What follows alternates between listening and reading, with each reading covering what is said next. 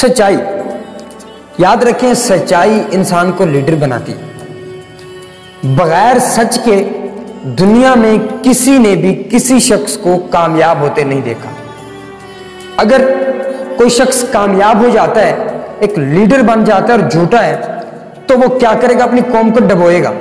सो अगर दुनिया में कामयाब होना है और आखिरत में भी कामयाबी ना है तो सच्चाई कंपलसरी है।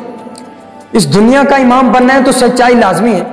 फिर आका सल्लल्लाहु अलैहि वसल्लम के पास एक शख्स आया, उसने कहा हुजूर मैं ज़ना करता हूँ, मैं चोरी करता हूँ, मेरे साथ तमाम बुराइयां मौजूद हैं और जिन आदात में मैं मशगूल हूँ मैं उन तमाम से बचना चाहता हूँ, कोई आप फार्मूला बताएं।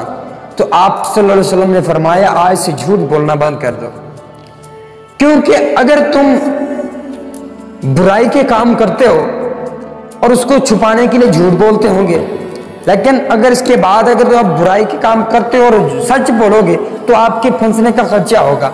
जब आपको ये खदशा होगा कि मैं फंस सकता हूं, तो फिर आप क्या करेंगे? सच बोलेंगे।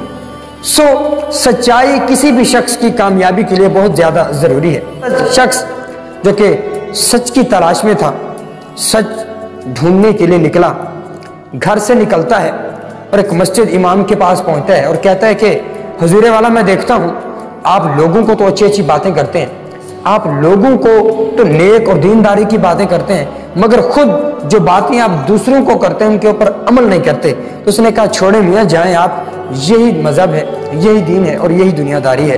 अब वो उससे आगे चला गया और वो एक स्कूल वाले के पास चला गया और एक उस्ताद के पास चला गया कि सर आप जो बच्चों को पढ़ा रहे हैं, जो आप बच्चों को स्किल दे रहे हैं, जो आप बच्चों को एडवाइस कर रहे हैं, आप उन तमाम बातों पे तो अमल ही नहीं कर रहे। तो उसने कहा मियाँ ये जाओ, यही टीचिंग का मेथड है, यही तरीकाकार है और टीचिंग एक अलहदा चीज़ है और अमल एक अलहदा चीज़ है। वो वहाँ से चला गया, आगे जाता है कारोबारी शख्स के पास और उसकी दुकान से पे एक चीज़ खरीदता है और ख़रीदने के बाद उससे एक सवाल करता है कि मियाँ आप कौन सा कारोबार कर रहे हो कि लोगों को उसकी कीमत होती कुछ है, कसम उठा के बताते कुछ हो, झूठ बोल के अपने चीज़ों की तारीफ कर लेते हो। तो उसने कहा जाए मियाँ यही कारोबार है और यही कारोबार का तरीका है।